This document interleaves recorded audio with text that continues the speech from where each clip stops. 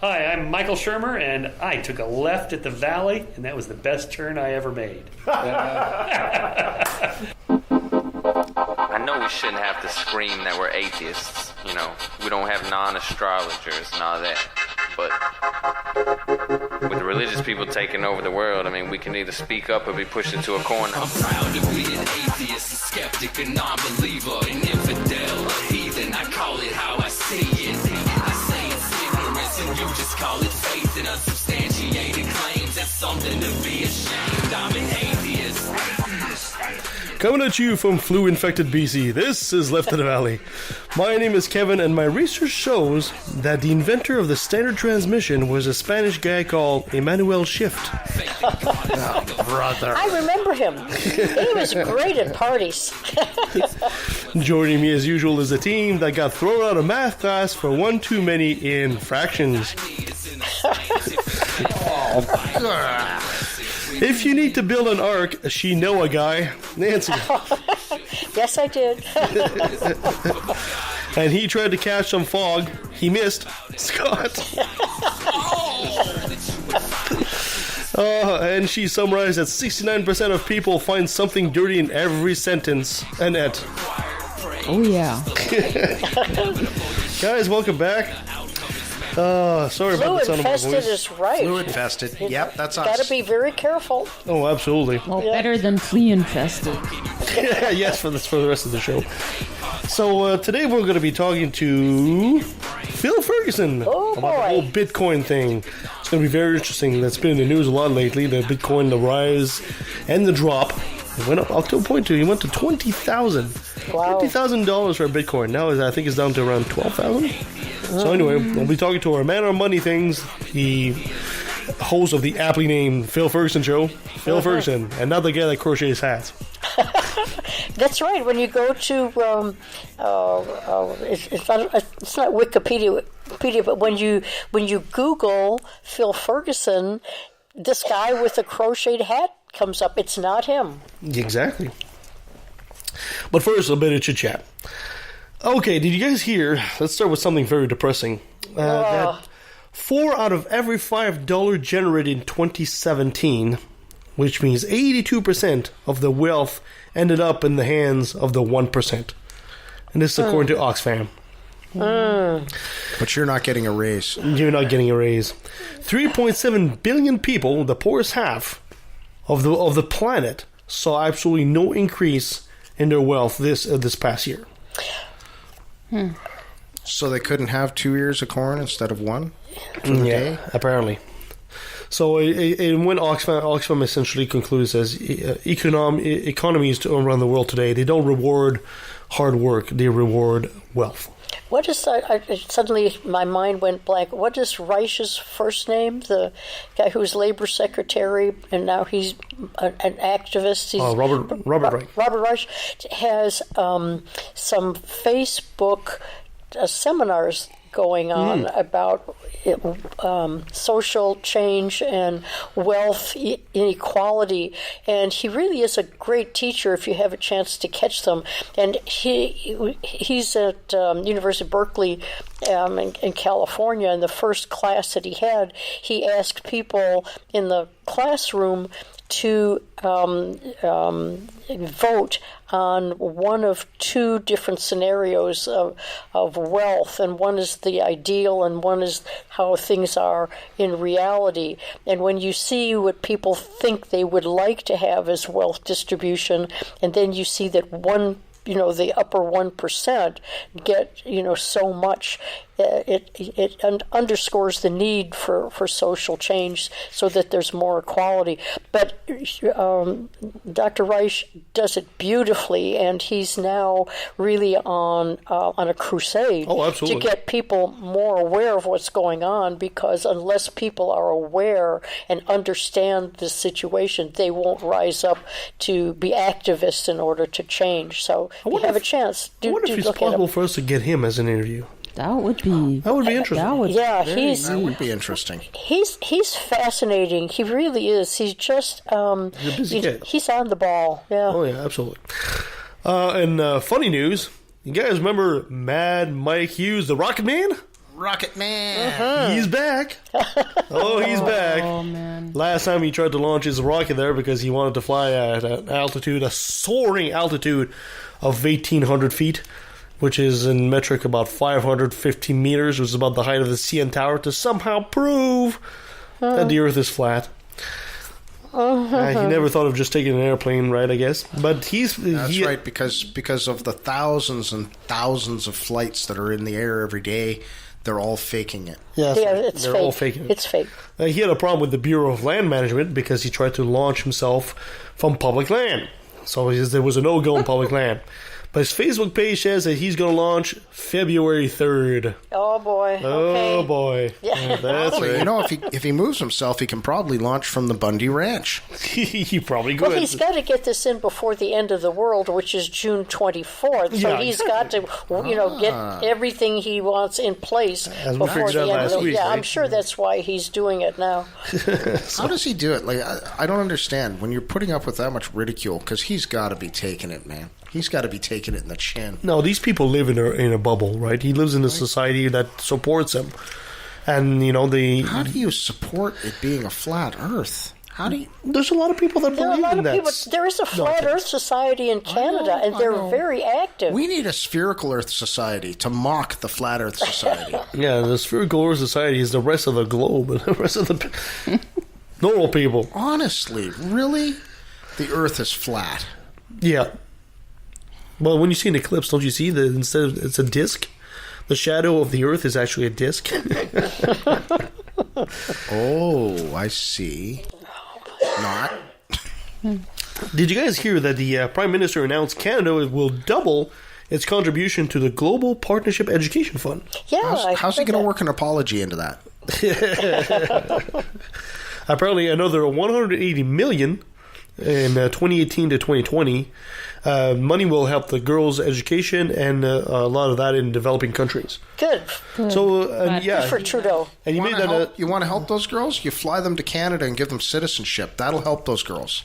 Yeah, but you can't. Trying to educate them in the countries they're in, sorry for the Trumpism again, but the shitholes, is a waste of money. Bring them here, set them up, educate them, and let them become world leaders, because they are not going to do it from where they're at. I have to disagree with you. Well, time will tell if that's a waste of money or not. Did you guys? This is interesting. There's been a major Australian study with 1,800 papers that have shown that homeopathy is ineffective. Shocker! No. No. Only 1,800? Come on now. And we're Say it supposed to ain't so, accept Joe. The Australian National Health and Medical Research Council only found 225 out of the 1,800 were rigorous enough to actually analyze. And the conclusion was, quote, no good quality evidence to support homeopathy as being effective in medical treatment. Well, that shouldn't stop anybody from going ahead and using the homeopathy exactly. cures. Anyway. Exactly. So that's going to be interesting. It's I guess it's another nail in the coffin of the alternative medicine that is homeopathic treatment. Mm-hmm. Yeah, it's been taking a beating lately. And did you guys see that story about the Hawaii civil defense mistake? Oh, wasn't that awful? That was gosh. there was Unbelievable. a false alarm, and the alarm stated, quote, emergency alert, ballistic missile threat inbound to Hawaii, seek immediate shelter, this is not a drill. Oh, it scared. Can you imagine? Oh, scared the pants off. How do you even put I don't know how many like people. that out? Like, how would you ever... It's not even like pulling the fire. I mean, you can accidentally pull the fire alarm. How do you accidentally put a ballistic missile alert out? Well, it's because they found a way. What they did is they were doing a drill, and when they were on the computer doing the drill, they're opening a window, and they kind of scroll down, and you send that message internally.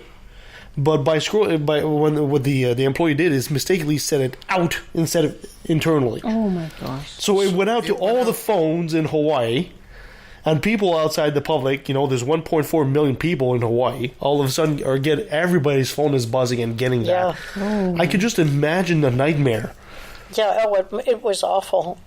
I think that they have taken steps to prevent that from ever happening again. But then after that, wasn't there another incident that was similar to that? I don't know. I don't know if there was or not. Yeah, I didn't... It's good to know that in a way they're preparing for something like that, because it's especially good to know that they had all that. I mean, the messages all went out. They went across the radio. It went across the television. It went across everything. So guess what? Your civil alert system works. You create a lot of anxiety there for a couple of minutes. That's for sure. The military says that if there was a real attack from North Korea, people would actually have about 12 minutes. So the worst 12 minutes ever. Yeah. So you're on a chain of islands. Exactly what's 12 minutes going to do for you in the first place? Yeah. What do? You open a cold one and just sit back and watch the fireworks, or sit down on the beach with a cold one in your chair and face North Korea? I mean, that's what you should do. You might see the missile coming in. What else can you do? Yeah. I could just it's a scenario. It's a nightmare scenario. Let's hope not. Yeah, can you imagine us in the middle of recording a show and buzz, the phone rings, and all of a sudden there's like inbound missile coming to Abbotsford? Well, we probably deserve it, but anyway, I could just imagine. Kevin, Abbotsford. Yeah. Again? The comments of Kevin are not necessarily those of Left of the Valley subsidiaries, etc. Oh, goodness. So, my dear Nancy, here we go. You have another top 10 for us today. I do. I think this is really interesting, and for all of our listeners, get a piece of paper and get a pencil, or else you're going to have to replay this several times to get the good information that I am about to impart, because what we're doing on today's top 10 is talking about the 10 best scientific books of 2017, and we're real scientific wonks on our show, so this should be fun. This should really be fun. And this is in no particular order because the categories are all over the place. Okay, so the first one is a book by an author called Andy Weir. Andy Weir wrote a book called The Martian. Is anybody familiar with him? Yes. Okay, well, he has a second novel called Artemis, which is centered around a feisty young Saudi Arabian who moves to the first city on the moon when she was a little girl.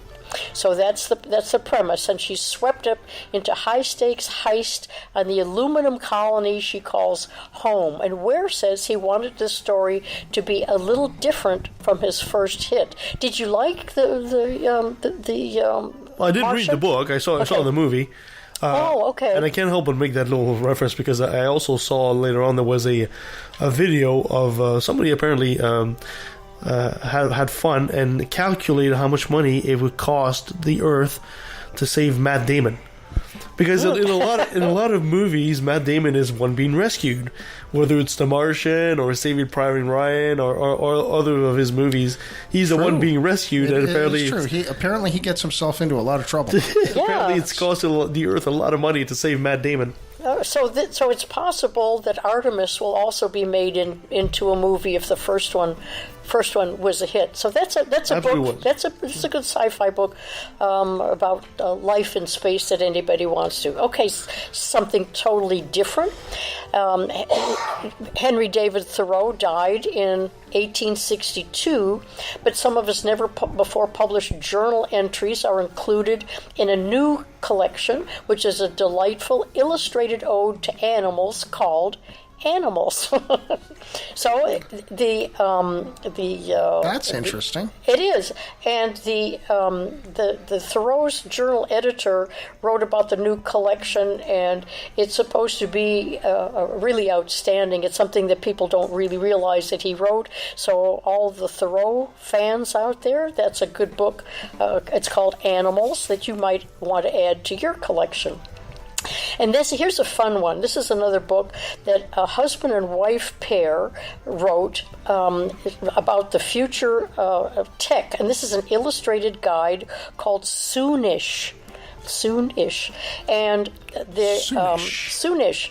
And the married couple, Kelly, parasitologist, and her husband Zach, who is a cartoonist, detail weird ways that tech could improve and or ruin everything in the book. So it's part comic, Very part good. crystal ball style prediction engine, and the book tackles the future of emerging technologies, both imaginary and not so far off. So there's an interesting book for anybody that likes kind of weird and wonderful illustrated things about it could or couldn't or shouldn't happen. Very good. Okay. Now there's a nonfiction book, and I've heard about this one, and it really is supposed to be a good one. It's called Code Girls, the untold story of the American women code breakers of World War II. Anybody hear about that one? No. Oh, that's supposed There's to be a great. show about these Yeah, women. well, that was Hidden Figures, but that's a totally different. Yeah. These are the code Never breakers. even heard about these ones in the States. Yeah, these women were single, college-educated, crossword puzzle-loving women who were secretly enlisted to decrypt World War II messages Wow. for the U.S. Yeah, and that book is written by let me see, who's the author of that one? I don't have the author really called, but it's called Code Girls. Oh, I'm sorry, Lisa Mundy is the author of that one. So that there are, and she interviewed more than 20 women who were hired by the U.S. Army. Okay, another book is a novella, and the author is Ndidi Akafora, and it's a part of a trilogy. It's called Binti Home. Has anybody heard of that one? No. Yeah, this is a space, not a space odyssey, but a sci-fi, and it's a sequel to a book that he wrote in 2015 called Binti, and it won the Nebula Award and the Hugo Award for Best Science Fiction Novella. Interesting. You'd think, he would be more well-known when prize, but that's okay. He made the list this year. Okay, now... This is an interesting one. Kim Stanley Robinson imagines what it would be like to live in New York once it's underwater. Ooh. And it's called New York 2140. Yeah, much fresher sushi. Yeah. So the Robinson usually sets tales in outer space, but he imagines a life in underwater New York 120 years in the future when sea levels are on track to rise 2 to 8 feet by the end of the century. So it's working on that premise. Would that appeal to anybody? Does that sound like a book anybody That sounds would? interesting. That sounds I interesting. think I would read it. Under the sea. Yeah, okay, next one. A bird lover named Richard Prum wants to change the way we think about Darwin's theory of evolution. And his book, The Evolution of Beauty, reminds readers that mating is a tricky business and isn't just having the fittest feathers or the most practical wings, but birds and people are picking mates and furthering species for a host of other wacky reasons. So he gets into birds. Anybody here a bird lover? Any bird no, watcher? I'm afraid not. Yeah, but it goes into some of the things about Darwin, so it must be interesting. Evolutionary traits and breeding, right? That's interesting. Yeah, and a farmer whose name is Wendell Berry has a book that is called The Piece of Wild Things. Oh, he wrote A Piece of Wild Things, and now he wrote An Art of Loading Brush. And this is a book. Of loading brush. Yes. This sounds like something that a few farmers I know need when they're clearing their land. Yeah, but the interesting thing is that the title is kind of misleading because it's a book that comes to terms with life in a divided America, and it's a collection of essays and stories. He's a Kentucky farmer, and he shares his thoughts on why living close to the land matters, and hopefully looks toward a future with local economies that thrive. Okay, here's one for you, Kevin. Okay.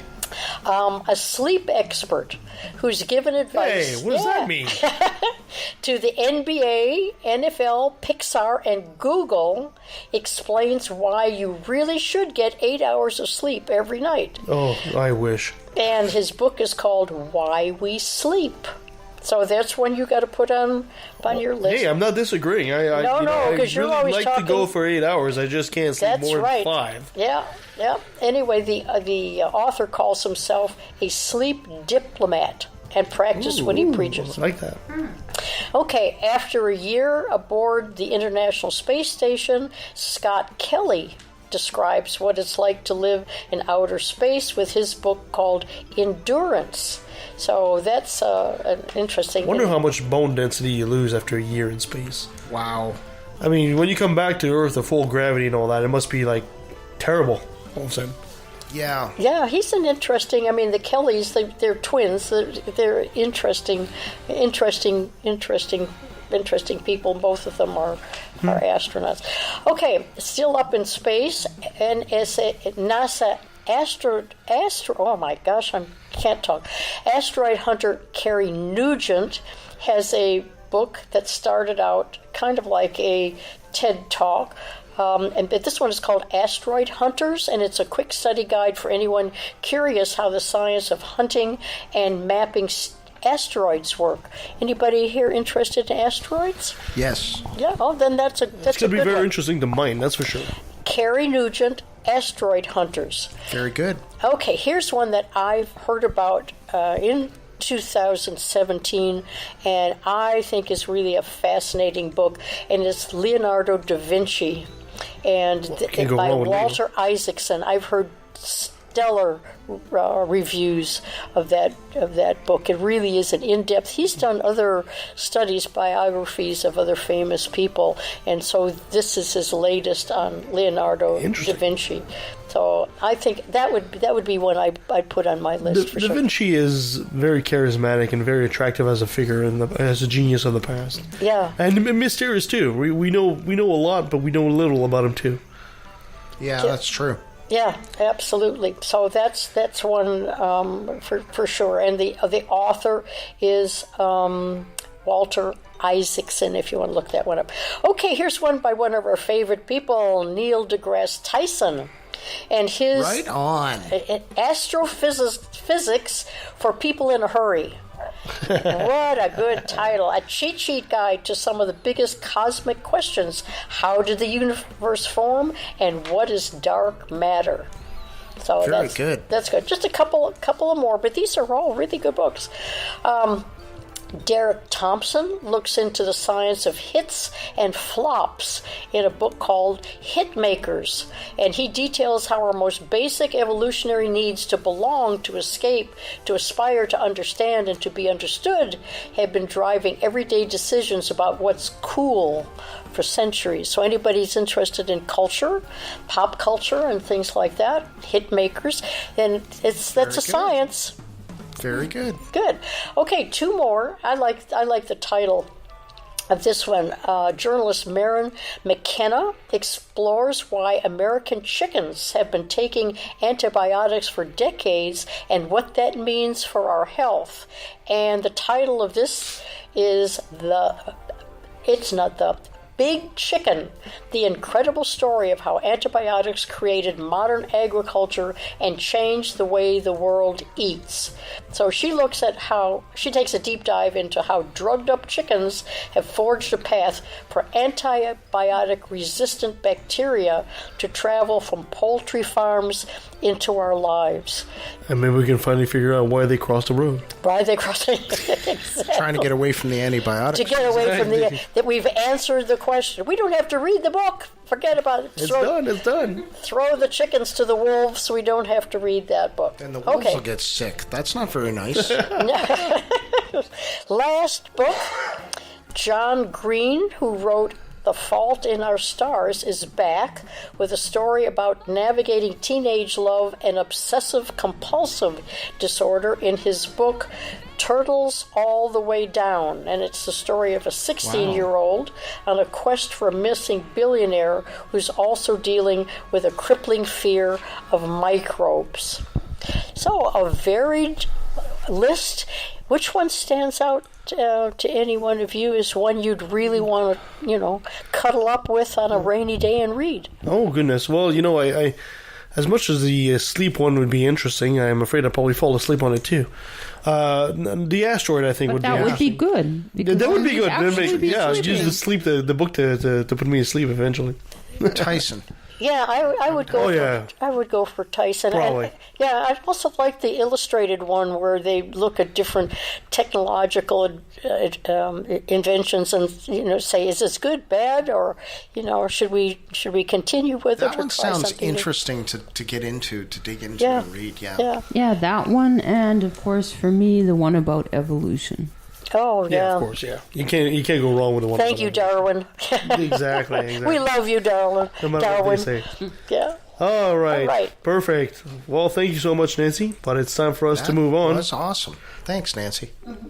To our usual segment we all love, call Another Brilliant Moment. Brought to you by religion. Thank you, Scott. Couple of nice little stories. Did you guys hear about this Mississippi state? Mississippi, land of the weird. There's a legislator, his name is Credell Calhoun. Well, that sounds right out of a book right now. It does, doesn't it? We're reading a fiction Calhoun book. is Irish. Well, he has proposed a bill that would force teachers to recite the 10 Commandments at the beginning of every school day. Because what Mississippi needs in its public school is more Jesus. Yep, there's not enough, I know. That's right. That way they can end up like Ethiopia or Niger or. I don't think that bill is going to get too far. I think he's mostly doing it, This is just a Mississippi. rally. It's This is Mississippi. They might step it Well, up and say, I have- you know what? You're not only going to read the 10 Commandments, you're going to read the Lord's Prayer too. Yeah, well, Somebody's going to modify it. I'm thinking that someone in the state legislature with a little common sense is going to say, "Hey guys, This is Mississippi. we're going to get our fannies, sued on this one." It's never stopped them It's before. Mississippi. So what used to be an Let's follow it because I'm Oh, yeah, for thinking sure. I'm thinking that common sense will prevail, and you saying it's But it's Mississippi. So let's Mississippi. follow it and see what happens. I'd like to know who in that state can actually spell Mississippi. Missippi. No, you just missed. You just said Mississippi here. We'll send you to Mississippi. right. I'm sorry, there's SSIPPI. Yeah, This that's is- four Yeah. S's. Sorry. 4 S's. We're sending you there till you can spell it correctly. I'm gonna have to go back to So what used to be primary school. So what used to be an optimal moment, optional moment of silence would be required in every public school.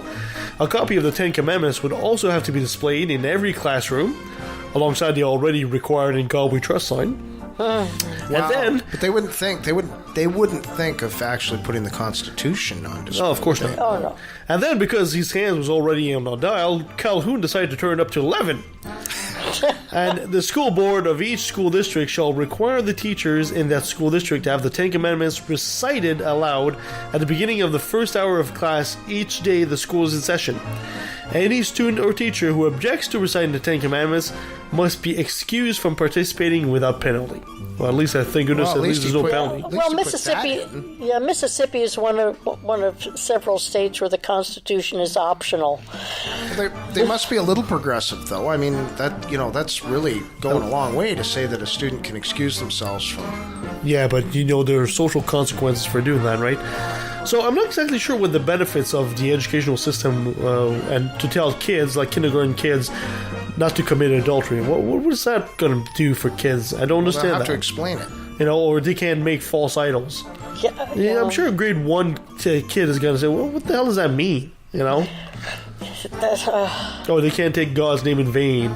Or they have to rest on Sunday. Doesn't make any difference. They'll get so used to hearing the words that it's just going to,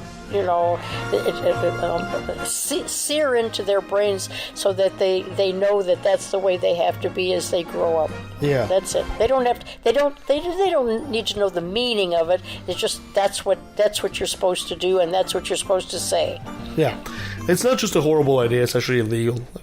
So giving students and teachers the option of opting out doesn't change that. Shoving the 10 Commandments down the throat of every school. But it's so forward thinking. I mean, I mean, Christians are just so downtrodden.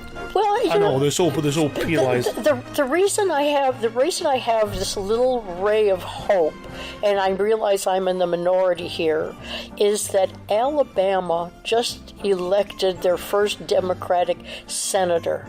Yeah, and if by the skin of their teeth. If Alabama can move that far forward, in such a short period of time because of what the political climate is, I have a feeling that maybe in the next 37,000 years, Mississippi might be able to take that first step as well. I got hope for you, Mississippi. Okay. Well, you know what? I'm sorry, Nancy. I'm going to crush your dreams there. Because what you don't know is this Calhoun guy is a Democrat. In Mississippi. Yeah.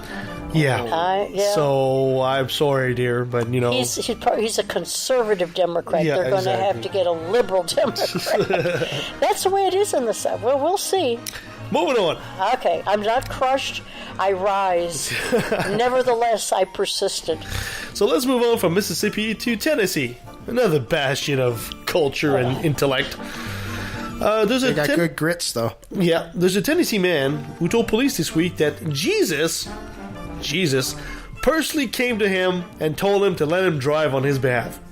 Okay, yes, yeah. yes, that's right. Jesus didn't take the wheel. So Jesus took the wheel, apparently. No, he didn't. Well, he forgot, he's used to driving horses with chariots, so I guess the car was a bit much for poor Jesus. The result, report local news station WVLT, is that his car veered off the highway and then flipped over 5 times. I don't know, maybe Jesus should be a stunt driver. 5 times is pretty damn good. That's pretty awesome. That's pretty Most good. people can't get their car to... Well, okay, wait a minute. We live in the Fraser Valley. There's people who flipped a car over on a sunny day going down the highway at 50 miles an hour. Straight. They're going straight down the highway. And so 5 times? Yeah, okay, I'll believe it.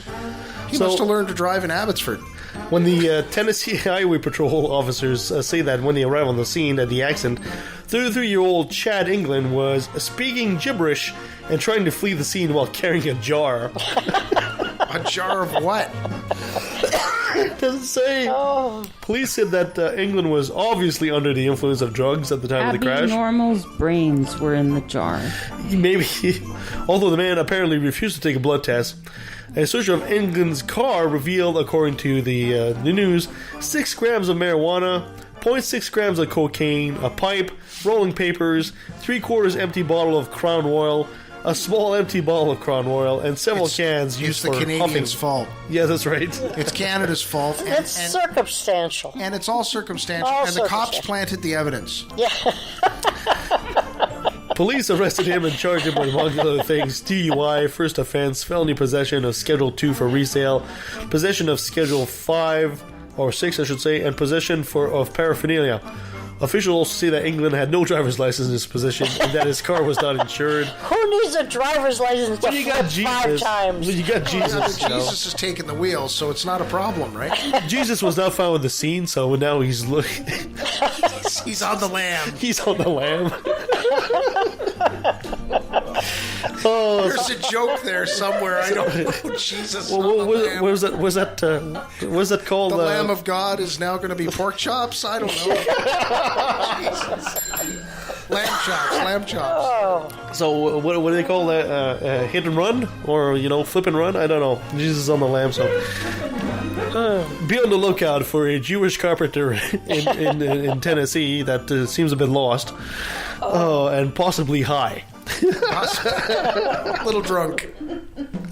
Oh, thank you so much for that, guys. Oh, this is fun.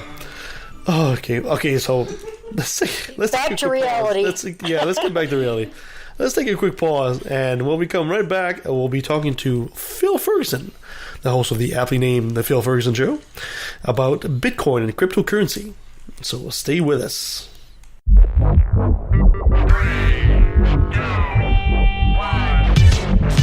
Hi, I'm the Supreme Irreverend Dr. Randy Tyson from the Legion of Reason Diversion. Join me and my co-hosts, Christine Shelska, Twyla, and Nate Phelps, as we explore issues at the intersection of atheism, humanism, and skepticism. Topics range from alternative medicine to the interference of religion in public policy. We often have special guests to help us understand the topic du jour. Previous guests include biologist Jerry Coyne, ex-Muslim author Ali Rizvi, philosopher Peter Boghossian, and the late physicist Victor Stanger. You can watch us on the Legion of Reason YouTube channel or subscribe to the audio version through your favorite podcatchers such as iTunes or Stitcher. And don't forget to like the Legion of Reason Facebook page. Do you know where Saskatchewan is? Probably not. It's in Canada. If you do, you might know a city named Regina. In Regina, there's a studio. And in that studio, there are, at least once a month, a bunch of skeptical atheist geeks and goofballs who get together to do a podcast. We are the Brainstorm Crew, and we're trying to help spread a bit of reason and critical thinking while still having fun. Never taking things too seriously, but still not accepting everything we're told. We go through different topics, exploring them in depth and often disagreeing. We try to stick to provable facts, and we never trust a myth. That's why we say we're woo-free since 2013. You can find us on iTunes, Stitcher, or Spreaker under Brainstorm, or check out our website, brainstormblog.net. I can't promise you'll always agree with us, but I can promise you'll have fun listening to us. Whoever is led to believe that species are mutable will do good service by conscientiously expressing his conviction. For only thus can the load of prejudice by which this subject is overwhelmed be removed. So what you know about natural selection? Go ahead and ask a question and see where the answer gets you. All right, joining us online is the host of the aptly named The Phil Ferguson Show. He's our man on money. He's a snappy dresser and a snazzy dancer. Phil, thank you so much for joining us yet again on Left of the Valley. Well, 1 out of 3 isn't bad. It is called The Phil Ferguson Show. I'm not so sure about the dresser or dancer thing, but... That's okay. We kind of use that for everybody anyway, so don't feel too much pressure. Phil, we have a lot of our audience that do know you. With your show, the Phil Ferguson Show, you give a lot of advice on atheism and financial matters.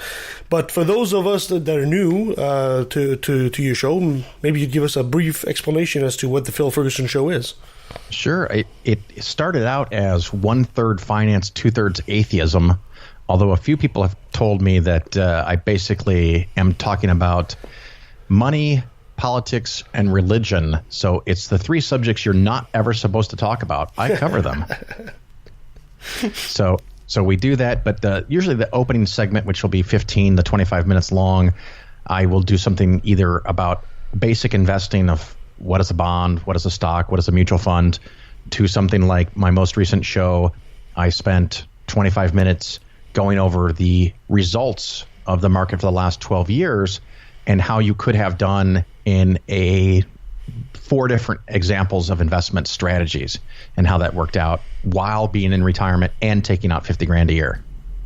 So it was just kind of a play, because a lot of people have very interesting, I'll call it, notions about how investing and the markets work. So I try to provide a lot of education and information and maybe just a little bit of profanity. Hold on a sec, Phil. Are you saying that I shouldn't just toss all my personal information to you right away and say, make me $1 million, They send the check to, matter of fact, it's funny. One of the jokes I tell people is the number 1 rule of Phil Club is never send Phil money. Good skeptics often ask me, how do they know I'm not Bernie Madoff? And I said, well, the first thing is you never send me any money. We set up an account that has your name on it. You can see it 24/7 via this magical thing called the internet. And at any time you can fire my ass if you're a client. And the account is still there. It's still your name, held by TD Ameritrade brokerage firm, not held by Phil. So I'm not printing out a Word document telling you how much you've made. It actually can be seen and verified by you, and anytime you can take your money away and go somewhere else. Exactly. And also I need to point out, since a lot of our audience is Canadian, we do have some American listeners as well, the information provided on the Phil Ferguson Show doesn't necessarily apply to Canadian laws. Absolutely. Did I ever tell you the story about trying to apply for a license in Canada? You have, but please go right ahead. Well, I'll keep it very short in case someone heard me before, but I called some officials, and they were just the most delightful and polite people, and said that because I'm so small in Canada, I wouldn't have to register in Canada. I would just simply have to fill out all the forms and pay all the fees. And I said, but if I fill out all the forms and I pay all the fees, how am I not registered? And they're like, well, you just wouldn't be registered. And I'm like, okay. But it turned out that was going to be something like $10,000 to $12,000 just to play. And like you said, I run the risk that I don't know the rules and I could give mistaken advice. It's hard enough in the United States. I was just talking to someone that has an annuity and they've had it for a long time, so it's actually grown in value, which doesn't always happen with annuities. It's grown in value, and we're trying to figure out what to do with it and how can we get better performance. So in the United States, we have to use two lesser-known rules. One is called a 1035 exchange, where the annuity moves from one insurance company to another insurance company that has lower fees and expenses and allows me to manage it for the benefit of my client. And then we're going to do another thing called a 72Q, which is called substantially equivalent payments, where they can start taking money out of the annuity without paying a 10% penalty, but you have to do it over 5 years or more. And so it's some kind of, it's the rules are the rules, but they're kind of obscure and the average person doesn't know them. And by doing this, I can make this person $5,000 to $10,000 to $15,000 more per year for the next decade, just by reducing expenses and helping them transition to better investments. So that's kind of cool. Yes. For a guy who drives a Prius, it's absolutely cool. That's right. I save all my money, but the big fun thing, and since none of your listeners are going to show up at my house, and even if you're close, please don't show up at my house. Right after we're recording this, in a day or two, we're having a birthday party for my wife, and we decided it's going to be an 80s theme, so we had to buy a whole bunch of alcohol that was popular in the 80s. Oh, God. So we have a bottle of Goldschlager. I don't know if that was a big thing for you in the 80s. Rumpelmints. We're going to make Alabama Slammers, Long Island iced teas, Amaretto Stone Sours. Just have a lot of fun with it. But we had to go buy all this stuff. Oh, God. This is going to be a horrible end of the evening. I can predict right now. Well, we've talked about encouraging people to stay over, so we've got some air beds and extra mattresses and foam pads. So No. You need a water wants bed. to have a little extra fun. I don't want them driving anywhere. I think you need a water bed. If you're going to go full 80s, right? That's right. Yeah, because nothing better than being drunk on a waterbed. Absolutely. What could go wrong? It's a fabulous podcast. I highly recommend the Phil Ferguson Show. It's quite unique in its job by itself to talk about money matters, something you don't really hear in the atheist community. And Phil is quite the character, and we absolutely love him. But Phil, today we are talking about cryptocurrencies. Bitcoin's been all over the place, all over the news, and I don't have the slightest clue as to what a cryptocurrency is to begin with. So let's start there. What the hell is a cryptocurrency? Well, I started this journey because a now former Facebook friend came on my wall and said that I was in violation of my legal fiduciary responsibility if I didn't take 10% of all of my clients' money and put it in cryptocurrency.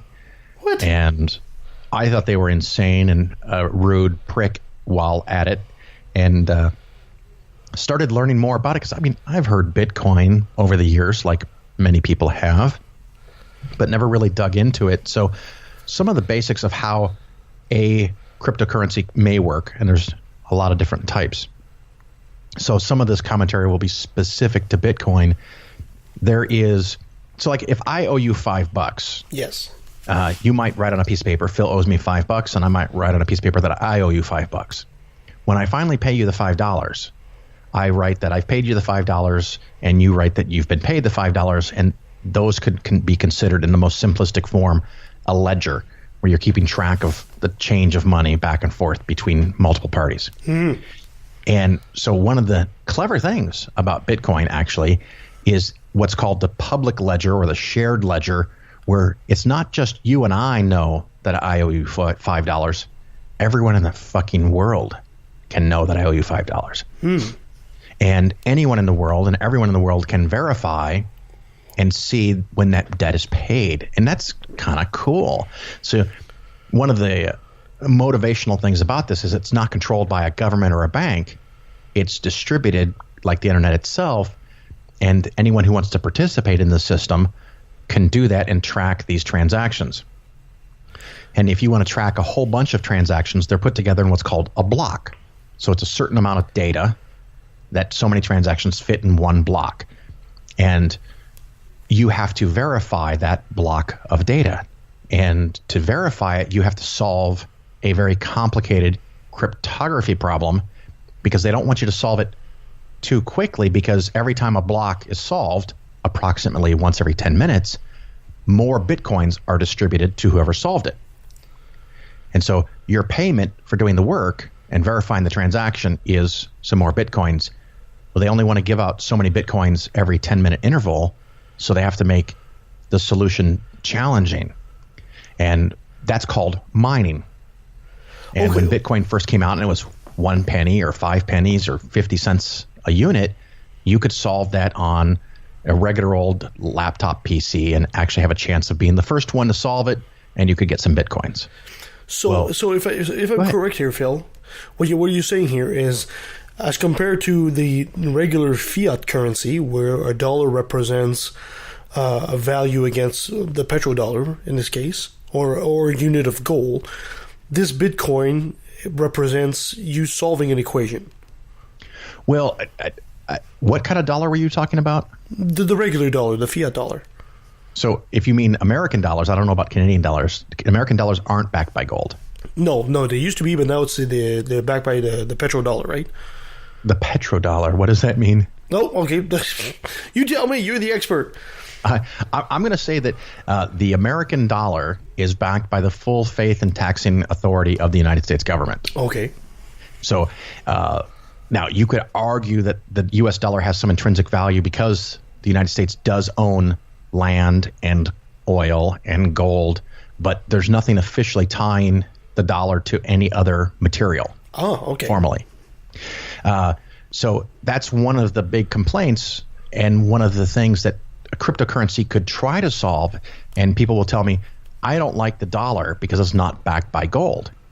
Well, the funny thing is Bitcoin is not backed by gold either, so it doesn't solve that problem. Mm-hmm. They don't want it to be trackable. Well, Bitcoin is very, very difficult to track, but it's not impossible to track. So they didn't really solve that problem. And they want the transactions to be quick and easy and convenient and free. Well, they were when no one gave a shit. Mm-hmm. And as soon as a lot of people started transacting in Bitcoins, you have this bottleneck where this block of data is a certain fixed size.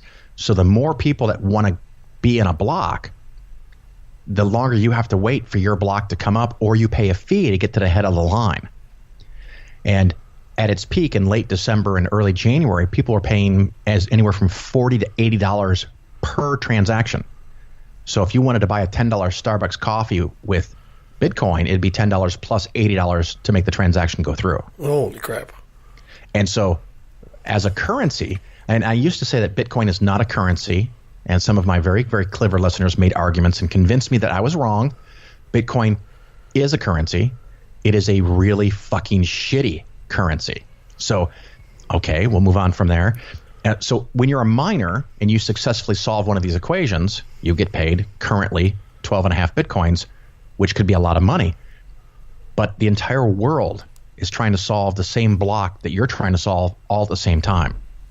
And so the odds that you, just a guy with a computer or even fancy schmancy $5,000 Bitcoin mining hardware, are going to actually solve a block before anybody else are so small that you're probably never, ever going to solve it, and you're out thousands and thousands of dollars and you never get anything back for it. So people started creating pools where you would join up with hundreds, thousands, tens of thousands of other people like yourself, and you all use your computer power. And when one of you happens to hit the 12.5 Bitcoins, which give or take today is worth $12,000 a piece, that's $144,000. You then all split the proceeds. And so that makes a lot of sense. Yeah. But as the transactions get harder, or because more people are trying to solve them, they have to be harder to make sure they're only solved once every 10 minutes on average.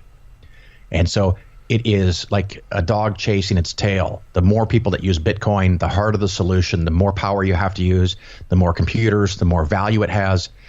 And it becomes kind of like this self-fulfilling bubble kind of thing. And the problem is that if you weren't paying the fees, you can end up waiting days for your transaction to clear. And so if you're a Starbucks branch, you don't want to take Bitcoins because you don't want to wait days to get your money. Yes, of course. And so it becomes a problem. And the more people that use it, the harder it is to resolve. And another one of the things that what I call Bitcoin aficionados in a very slightly derogatory way like about Bitcoins is that eventually there's a limited supply and you can't ever make more because they're concerned and paranoid because they watch Fox News too much that the United States government can always print more currency by vote, by choice, which they can. It's true.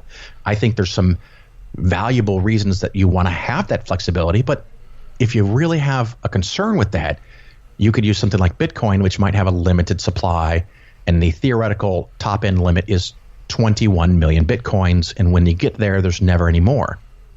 The ironic thing is in calendar year 2017, the U.S. money supply shrank because things are better than they were 10 years ago, and the government is redeeming some of the money that it created, pulling it back, and the money supply shrank while Bitcoin supply increased by 4% because they keep being handed out. So we're not to 21 million yet, we're at 16 million.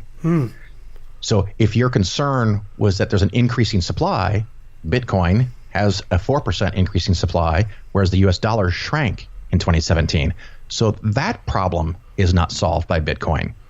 At the rate of power consumption and the growing power consumption, if Bitcoin continues to grow at the rate that it did in 2017, it has been estimated by February of 2020, the worldwide use of electricity to mine Bitcoins or to solve these cryptographic problems to be able to verify a block every 10 minutes would use more electricity than the world produces today in total. My God.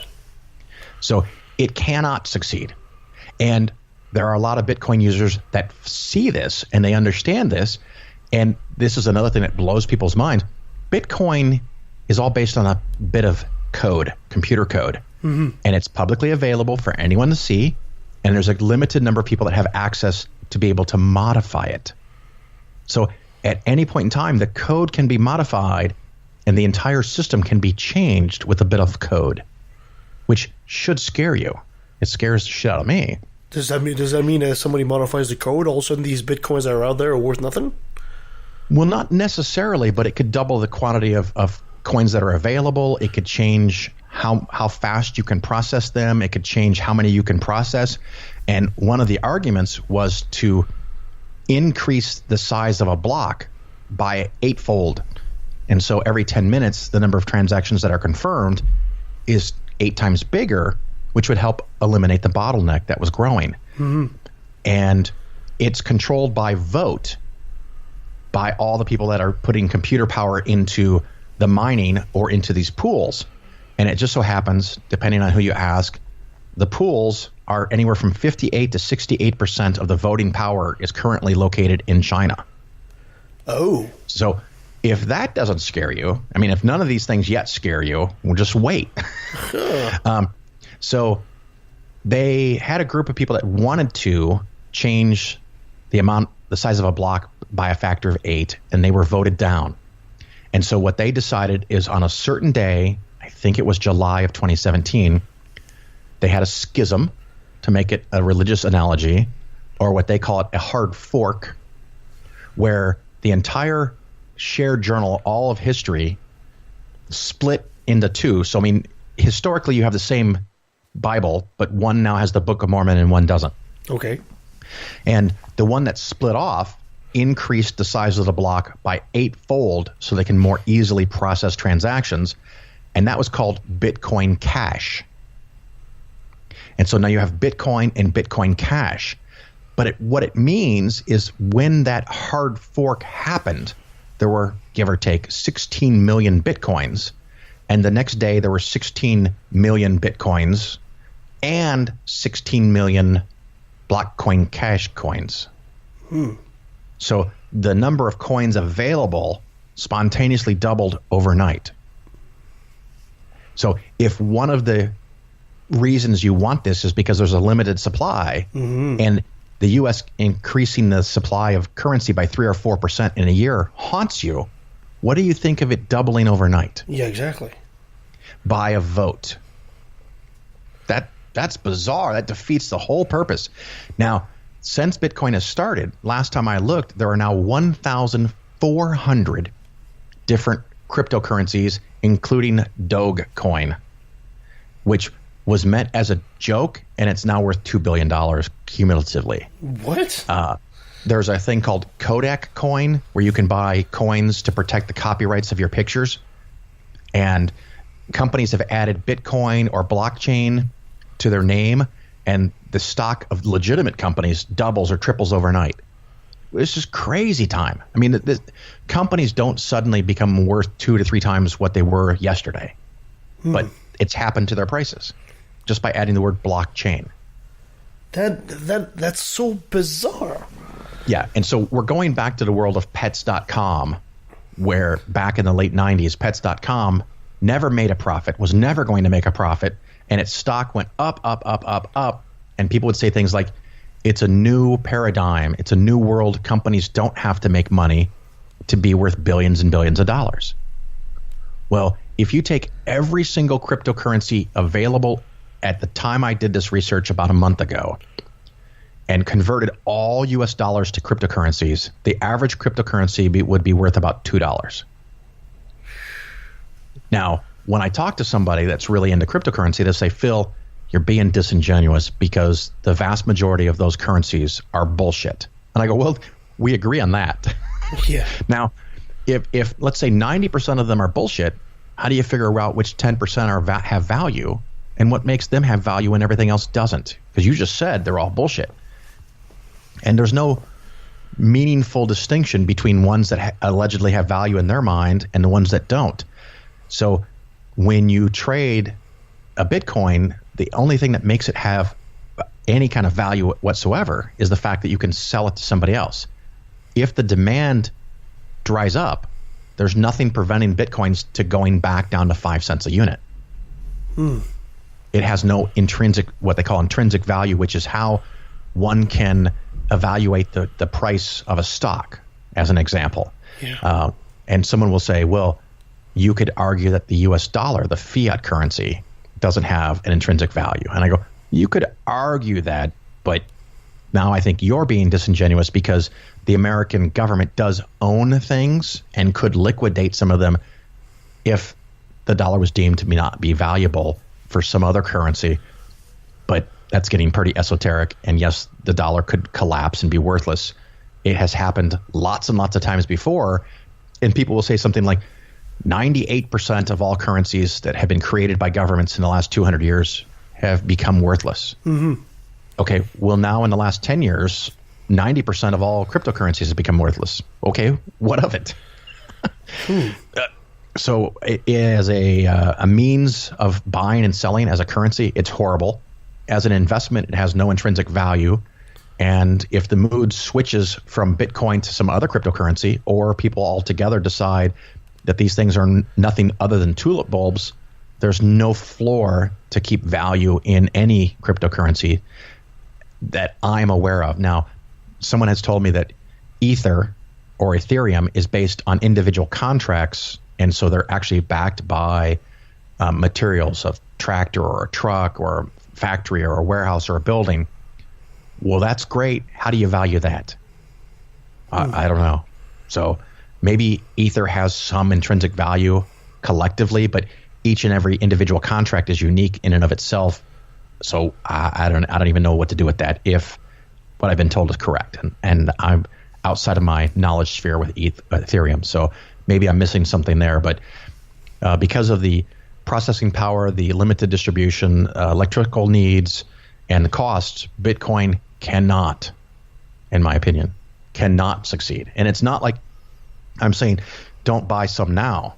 I'm saying don't own some now. If you have it and you've made money, congratulations, sell it now and get the hell out.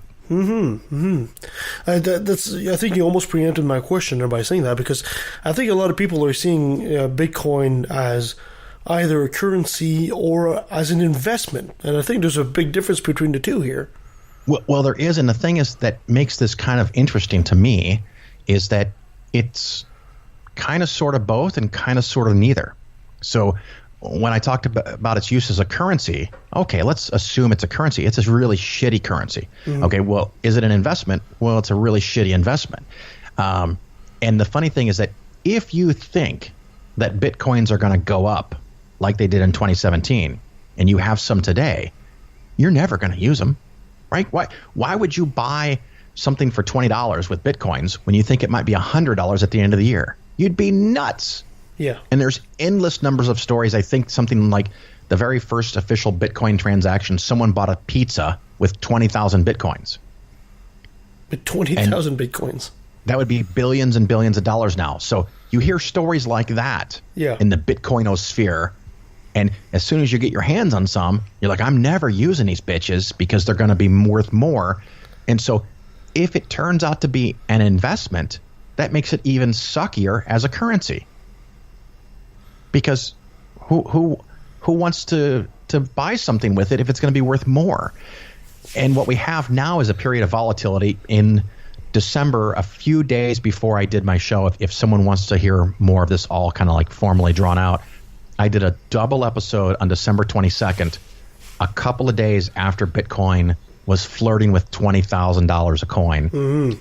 And I gave the same warnings I'm giving now, and Bitcoin is now $12,000. Now, does that mean I eventually prove to be right? I hope so. But there's nothing preventing people from still wanting Bitcoins and running the price back to 20 or to 40 or to 50. But it doesn't change the electrical problem, the demand problem, the liquidity problem. All these problems don't go away, and they get worse the more people that use Bitcoin specifically. Mm-hmm. Other cryptocurrencies have different rules. And matter of fact, they had a situation with Ether, which is the coin for Ethereum, where they, by vote, they had a change in the code because it's permissible.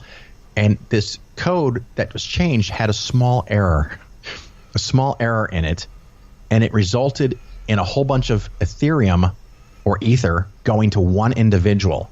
And at the time that it happened, this person found out that they had $300 million worth of Ether that they didn't have the day before. Wow. And they took the morally high road, and they sent it back to all the people that it came from. However, they made a mistake in how they processed that, and the $300 million of Ether disappeared into the Ether. Oh, no. $300 million, poof, Ooh. Gone, bye-bye.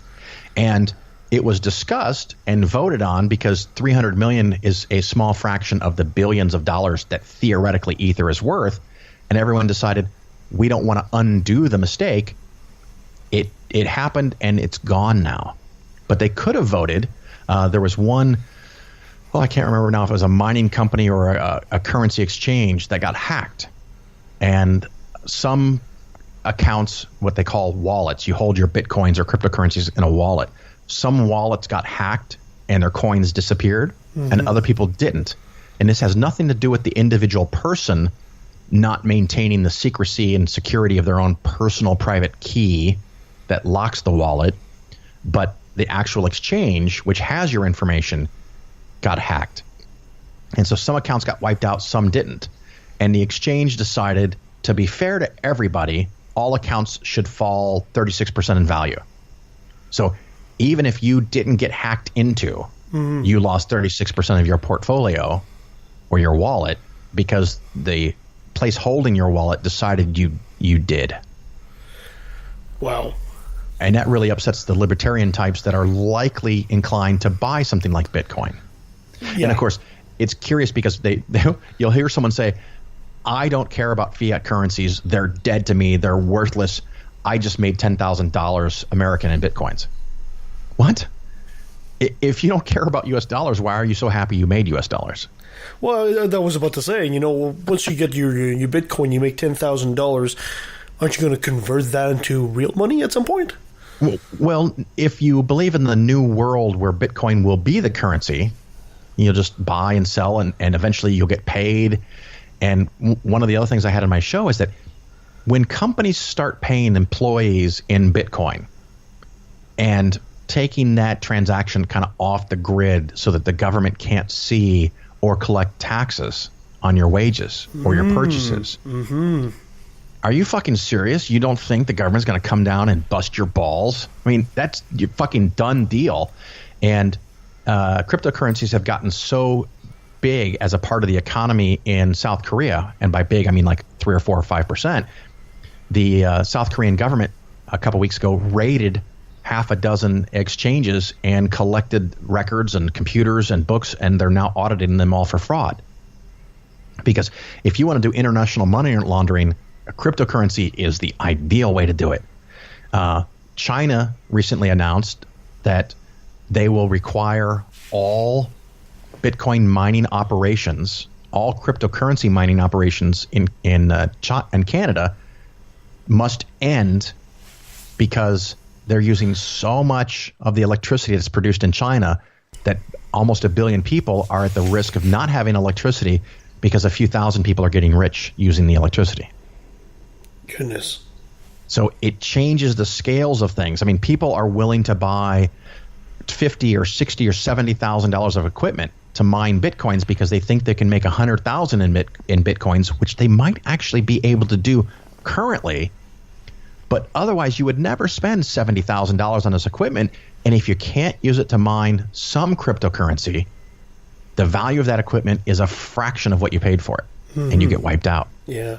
So it's a very fascinating thing, and I'm not interested in it. Maybe it's because I don't understand. Oh, that was one of the original things with Bitcoin is it's so simple and straightforward that anyone can understand it. And then I'll have people tell me, well, Phil, the only reason you don't like Bitcoin is because you don't understand it. I'm like, well, if it's that simple, how can I not understand it? Yeah, exactly.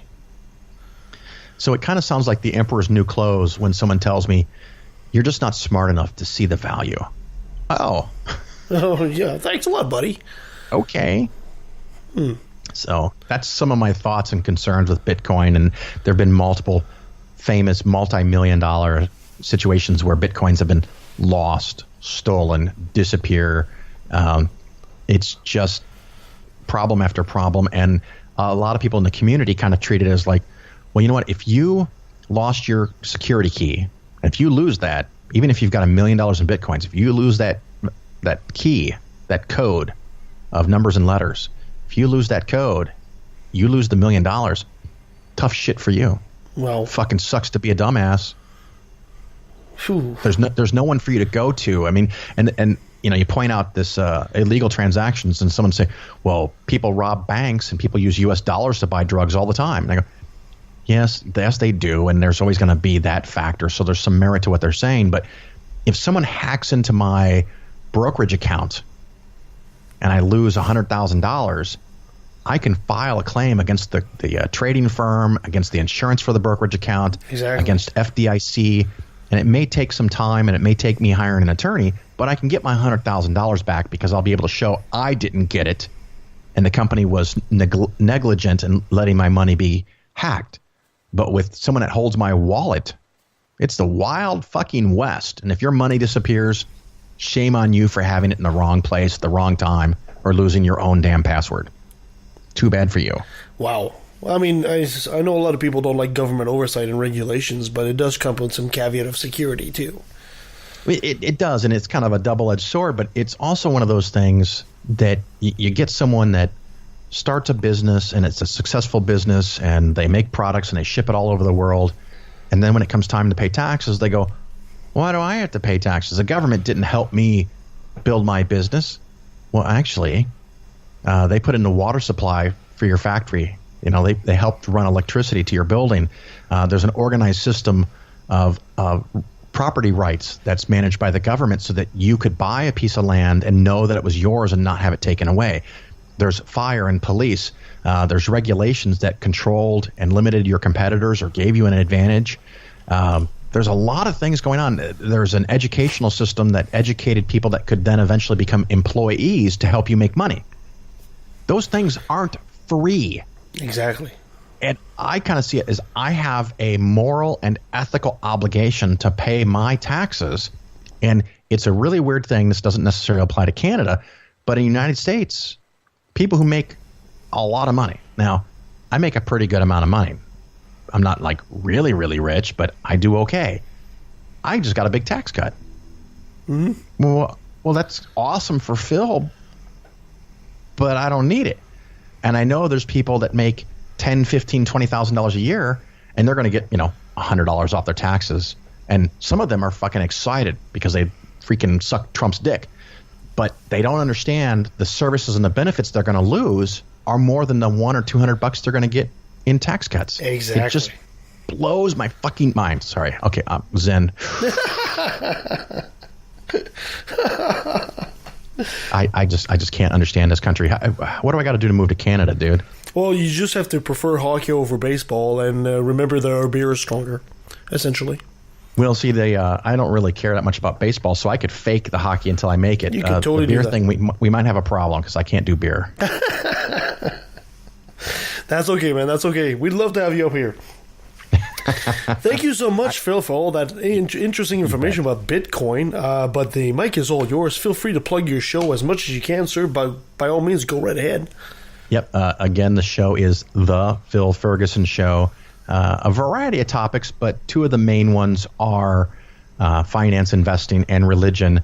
And I often make the comparison that, particularly in the insurance world with variable universal life and annuities and whole life, that it's a lot like religion because they scare you, then they sell a solution to you. They take your money and give you much less than you expected as a benefit. Mm-hmm.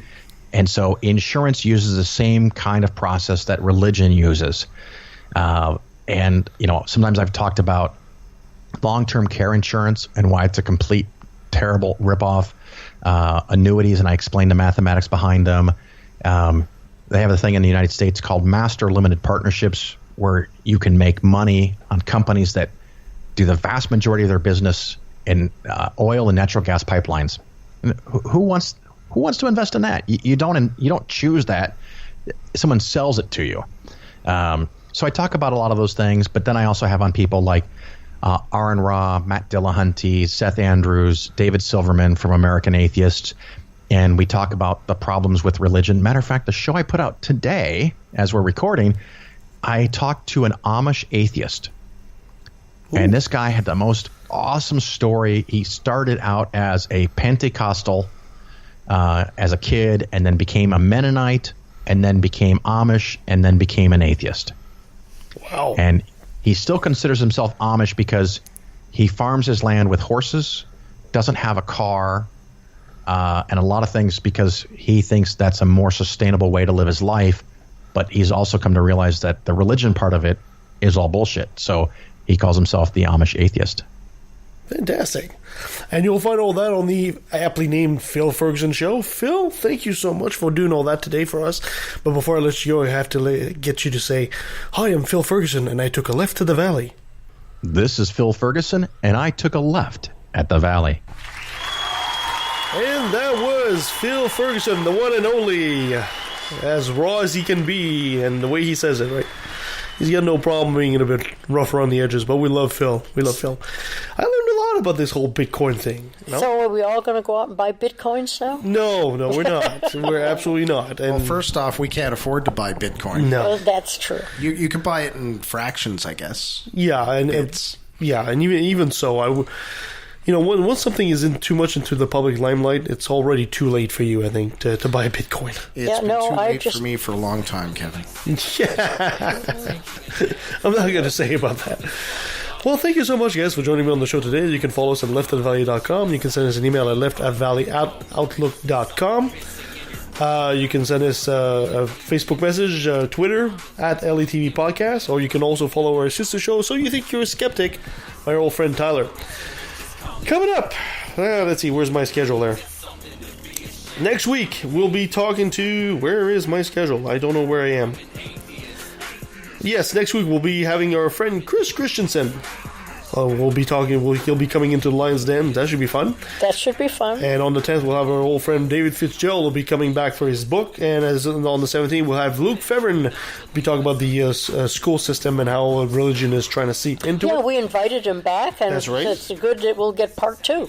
And of course, on the 25th, we'll be doing our live show at the stage in Mission, and we'll be talking about the whole LGBTQ, transgendered, etc., with Dr. Veronica Drance and our old friend Dr. Del Rey. This should be fun. It's going to be interesting that we're actually going to be live and in person It's going to with be an audience. It's going to be it's not going to be our first live show, because we've done some stuff at CIVL, but it's going to be first live one for me.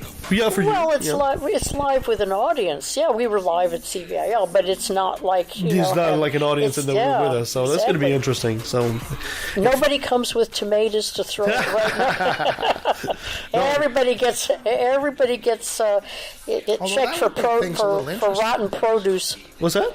Said rotten tomatoes being thrown at us while we're trying to do the show. I sure hope not. Things interesting. I mean, we'll even set up the gear. We'll even set up a mic for people there. They actually can talk live to Dr. Ray and Dr. Drance and ask their questions as well. So that's going to be very interesting. It will be. Yeah, exactly. And hopefully we can put behind us this whole bigotry about the whole LGBT community.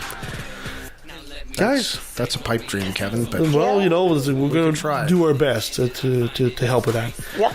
Guys, thank you so much for joining me today. Even though my voice is cracking up, it's better than it was last week. Yeah, exactly. It is so. Thank you so much, guys. Until next time.